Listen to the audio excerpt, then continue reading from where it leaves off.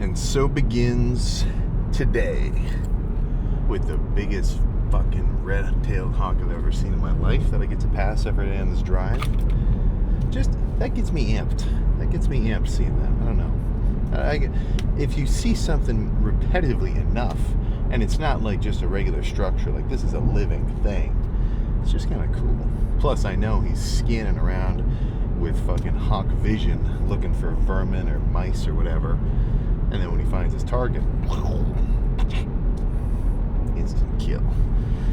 That's just fun for me. I got Nat Geo right on the way to the gym. But today's a rest day. Today is a rest day. I can tell after I did forearms and then going into an arm day just a few days later that my forearms were still a little tender. And then with forearms, there's a little bit of a trick in terms of being able to not predict, but kind of like get a grasp on your whole body's level of fatigue. So next time you can tell you're feeling strong, wake up, you just got a badass night's rest, you had a huge dinner or something, you're not stressed about anything, try to make a fist and just feel how much force you can put into it. Like how much force can you squeeze your fingers together.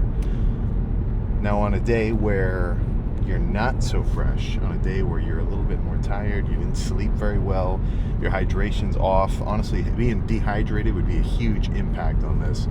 Then try to make that same fist, you're not going to be able to put as much oomph into it. And that's a little bit of a telltale sign, ooh, I might be overdoing something. And that's actually not the right way to put it.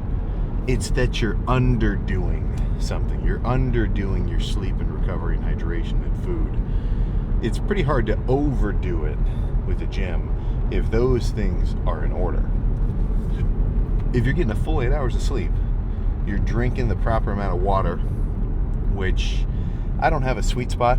Sometimes I'll do 2 gallons in a day, especially when I'm dieting, just because drinking something flavored sometimes kind of curbs a little bit of that, like, instinct to go eat something, so I end up drinking a little bit more. I know a gallon is probably fine. If you're ripping a gallon, you're golden. And then your food is solid. You're not just eating like total junk. You're actually hitting your protein, carb, fats values.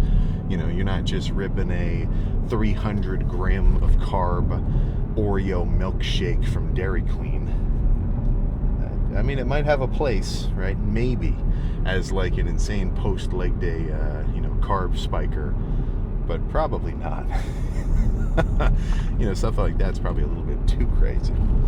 But as long as those things are in order, you're eating right, you're sleeping good, and you're hydrated, dude, I think you got the green light. You got the green light to bring it. And anybody that tells you otherwise is just trying to push their agenda. And what I mean by that is, some guys there's different training methodologies, right? There's different splits. This is this huge debate. What's the best split? Well, should I do push-pull legs? Should I do the Arnold split? Should I do push-pull legs combined with the Arnold split, where it's like push-pull legs, chest, back, arms, shoulders? Or no. Push-pull legs, chest and back, arms, legs and shoulders. That's that loop with a rest day at the end of it. And then some guys really like the idea of every other day, train a day, home a day. And the way that they do that is, okay, well, someone who's doing push-pull legs, essentially hitting everything twice in 6 days. Well, I want to double my rest periods, so I'm going to hit everything. Actually, I guess I don't know what kind of frequency they're aiming for. Like, are they doing every other day? How does that even work? Well, they're just trying to play around with the numbers, because if you're hitting things more frequently, you're going to hit them with lower volume. If you hit things less frequently, you would hit it with more volume. So the every other day type guy, maybe he's doing, this is something full body every other day. I don't know if I see that. That just seems kind of wild to me. But that's just because I'm such a pump enthusiast. It's like, where's the pump if you only do 2 sets of chest and 2 sets of back and 2 sets of triceps and 2 sets of biceps and 2 sets of leg extensions and 2 sets of curls? I don't know. It doesn't appeal to me. I'll just put it like that. And that's, is that not okay? Is that not okay that certain types of training isn't going to appeal to certain types of people, right? Obviously, we're not really super into jumping into a full-on CrossFit circuit. I assume the majority here aren't, because you're into probably more just like straight up regular lifting style. That doesn't invalidate it, right? That just means you have personal preference. So for me at least, I like how I've been doing it. Everything twice a week, just about, rest days on occasion. But I've been doing that approach for a little while, so I'm not against the idea of trying to change it up. But how exactly I'm going to go about doing that, who's to freaking say? We'll figure that out later. Right now, when I'm dieting, I don't know if you've ever noticed this, but it's not cool to say. It's not really a cool aspect of dieting, but you've kind of already done the work to build the muscle that you have. So now the difficulty is transferred from the training itself to the eating and the cardio and really just overall, excuse me, just being locked in that sense. It's not like I'm slacking on my training, of course, but I've got a bit more emphasis on like, okay, making sure that I'm fully carbed up and I'm fully rested and I'm fully hydrated, and I'm at like 3,000 calories already by, my pre-workout meal. And then I'm coming in and just really hyper leveraging everything to make sure every workout is crazy awesome. When I'm dieting down, deficit, the stakes are a little bit lower. I'm still going hard. I'm still getting a pump. And, I'm still pushing myself to failure on these sets because I need to give myself some kind of stimulus to hold on to my muscle. But yeah, it's definitely harder to grow than to diet in a training sense. Now, it's easier to grow than to diet in an eating sense and in a everyday life sense, because you don't have to limit your food at all. If you have a day where you say, you know what, I'm grubbing today in a bulk, that's totally fine. That's what you should do. That's going to help. That's more food, more energy to recover with. Whereas dieting down, not so much. Completely counterintuitive. So, it's always just this back and forth. When you change one thing, something else will typically change in an equal and opposite proportion. But right now, the change of reducing my calorie intake has led my recoverability, excuse me, to be slightly less than when I'm slamming, 6,000 calories off the rip, which should be obvious, right? But I haven't taken my caffeine yet. I got a cold ass 3D waiting for me in the Sam 3D fridge, so I'll shake that up flat so I can slam it in like 2 seconds, jump on the bike. And if you have a cardio bike at your house or in your garage, I guess if it's in your house you don't have to worry about it because you have air conditioning. But in my gym, I have not installed air conditioning. I think I will, but I don't know. I'm gonna be there for a while. I'll definitely get its worth out of it. I don't know. I'll figure it out later. But until then, my placeholder is just putting a big ass fan right behind the bike, blowing up at me. So what used to be completely drenched at the end of the 45 minutes is now not. Is now a little bit drier, which is better for me because I don't want to get back in the car completely soaked in sweat. It's just a little, you feel cool in the moment, but then you got to put your shirt back on, and now you're just, But 45 minutes of cardio, which is really just 45 minutes of listening to music and playing on my phone, is probably going to pass like nothing. And then we can either, maybe let's do a little post-cardio pose down. So no pump, but after you finish cardio, you're kind of residually pumped all over. You're going to look a little veinier, you're going to look a little grainier, you're frankly just going to look a little freakier. And that's what cardio does for you anyway. So this is just one short little glimpse before you get to see the real kind of results of all those hours on the bike or treadmill or Stairmaster that you've been clocking. So I think nothing else to say, but I'll see you for that. Okay, so that was absolutely perfect. I cover the timer while I'm doing the cardio. Got my music going. I don't know how many games of Clash Royale I played. Just a fucking ton. And as much as I can turn it on when I'm doing my cardio, like I never I'm never playing Clash Royale passively. Like, that's not just like a random, like, okay, let me pull my phone out. It's really cardio freaking exclusive. So that is fine by me. But let me make sure we're in proper focus.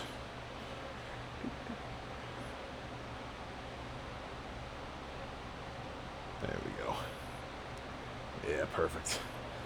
So this is flat, fasted, morning weight of, I'm not exactly certain because I didn't weigh myself before I started drinking water. But let's see how we're looking.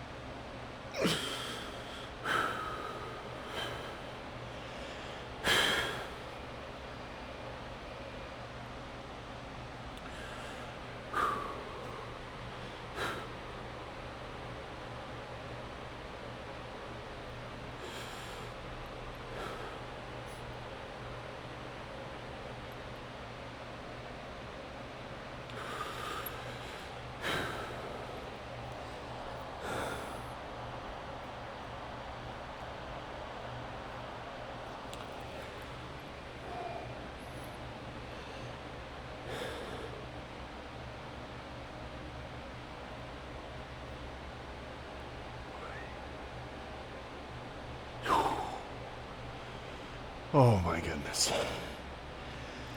Now, I only have one thing left to do. Drink some freaking water and get home. So, back in the car. There we go. Yeah, that was a long one. A little bit of a busy day for Sam, but that's good. That is very good. But yeah, we're feeling, well, I guess not we're. I'm feeling pretty good. I'm feeling pretty solid. I'm on track with my goal of maintaining a solid lean build for these next few weeks. And then come mid-August-ish, come end of August, it's time to start creeping food back in. And I'm already kind of getting excited about it, but I'm trying to hold off because I don't want to start grubbing too soon. I don't want to soften myself up too quickly. I want to add lean contractile tissue. That's the weight that I want to make the scale change at. I don't want to just add a little something or other kind of for fun and glitzies like, hey, I'm 3, you know, no, I'm talking legit weight. So what I'm going to try to do to adhere to that goal is, for one, ease my calories up gradually, nice and slowly, not just shoot up to like 5 million at once, maybe only do 4 million, something like that, and keep my cardio up. I think I've got a little bit of a habit of dropping my cardio when a bulk starts, but at my size, I think it's been very easy for me to do 30 minutes of cardio a day. I think this might be a 45 minutes cardio per day off season. I think that would do me a little good, because you can only do your cardio so hard, at least in a low intensity, steady state kind of situation. Or I think the only way to really bring it even harder is to just do a little bit more. So adding 5 minutes here and there doesn't seem like a lot, but it really does add up, especially if you're doing 0. The guy who does 0 minutes of cardio per day versus the guy who does even 5 minutes of cardio per day across the time frame of a year. I mean, let's see if I can do some quick math here. So 5 minutes is 5 minutes is 1/12 of an hour. 60. Can I even figure this math out? No, I can't think about it. Either way, it's a lot. 5 minutes a day is a chunk. It's like 1,800 minutes in a year. Actually, yeah, just about 1,800 minutes. So that's what? How many hours is 1,800 minutes? 1,800 divided by 60. 30? It's not 300. Yeah, it's 30. 30 hours. An entire day and some change just from 5 minutes. So you up that to 30 minutes? Let's just say you're separating yourself from the herd. But I don't want to turn this into a total cardio rant, because I do that all the time. So yeah, I'm getting excited about the end of this year. There is things to be done. There is things to be done, and there are goals to be achieved. I'm definitely going to make this also my most well-documented gaining phase. I'm not talking like bigger by the day style, but I'm definitely going to like have a big ass whiteboard style graph in the gym and plot my weight daily so we can really visualize it and kind of keep track of the progress and what changes over time, cardio, macros, things along those lines. But this is something in general that I think happens a lot. I think oftentimes the energy and the excitement of goal achievement is there. Like the excitement to bring in the gym, I think for everybody is there, or at least it can be brought there, right? You show a guy Rocky 4, you show a guy who's ready to kill it and get real. But you got to harness that energy. You got to harness that pure, just internal, like base motivation into action. And that's the issue. I think everyone in the world can get hype to train and to go hard and to work out. Working out just objectively is an uncomfortable endeavor. It's hard. You're pushing yourself. You're tired. You're sweaty. Your body's telling yourself to slow down and catch your breath. Like, I think we can agree with that. We think it's fun because it is for us. But, for anybody who doesn't work out, if they were forced into a workout plan, they wouldn't like it because it's hard. It goes against your nature. But what I think is lacking is just a baseline, let's just say, what am I even thinking here? Just a baseline set of circumstances or an understanding of circumstances to get that rare or that just pure unfiltered motivation into action, right? So what do I mean by that? Well, shit, you can get as hyped as you want to go to the gym, but if you don't have a gym membership, you've kind of already failed yourself, or at least you've set yourself up for failure because you're not giving yourself the right circumstances to even bring it, right? I can have all the energy and hype in the world to try to get good at the guitar. If I don't have a guitar, I'm never going to practice, So if I don't have a chunk of time in my day that I'm going to dedicate to even going to the gym, who gives a shit how much hype and excitement I have for it? It's just not going to happen. So that's where I find, or at least I think, that there's a lot of energy out there that could be harnessed so easily. And it could be just translated into some badass lifts. And it just doesn't because it gets, lost into the ethos.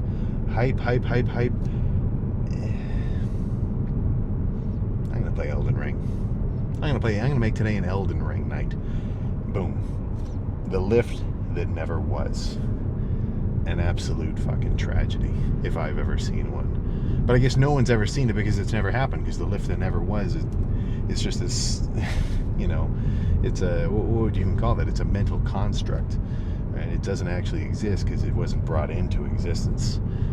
So at least for me, if you're someone who, or maybe someone who's got that itch, they'd probably like it if they got into it. But something is just keeping them from pulling the trigger and actually going for it and getting started. I think the best, I guess it's kind of hard to say exactly how to do that because, you lead a horse to water, you can't make him drink. There is no way to force hype. There is no way to force motivation. I could say all the crazy shit in the world about how I love getting fucking pumped and just the feeling of being in the gym is sweet. But that will never translate 100%. And honestly, nor should it, because the gym is not, this road isn't closed. What are they saying? Well, the gym is not this thing to be forced. It's this individual endeavor to be taken, which you are the only one who gets the benefit from. So, it can't be pushed. So I guess your best bet is if you want to see a world with more lifters and you want to see a world with more guys getting after it and killing it in the gym, you just got to lead by example. Do you kill it? Yes. Hell yeah, man, you did your part. Somebody probably saw you kill it today, and somebody probably saw you kill it last week, and after however long. And it will gradually influence the people around you. It's not quick, but I remember back in the YMCA when I started working out, there was a fucking freak in there. This guy was huge. I talk about him a lot, at least every so often. He's actually repping 4 plates on bench, real good reps, not okay, this is dangerous weight for me reps. Just insane. And when he would walk into the gym, I mean, maybe I didn't notice if this happened to anybody else, but for me, it was like, okay, things just got real. You know, stand at attention, right? Really get fucking serious. And it's not because, I mean, we never talked, we never said anything, but just knowing that this dude was in here getting after him, that he always did, got me excited. And it made me train harder, I feel, at least in the moment, you know. Obviously, I wanted to train hard for me just because I liked it, but seeing guys kill it around you, if you're in a gym that has a really dense population of beasts, and being a beast does not mean you're huge. Being a beast means you bring it on the regular, regardless of circumstance. That's at least my definition. So if that's you, or if you know someone like that, it's probably not a terrible idea to try to, let's just say, copy a little bit of their mojo. Let's put it like that. But I gotta get home, get some food in my system, and I will see you for tomorrow. I got some kind of lift. I'm not exactly sure what, because I gotta reset my loop. Maybe, I guess we'll see tomorrow, whatever that lift ends up being.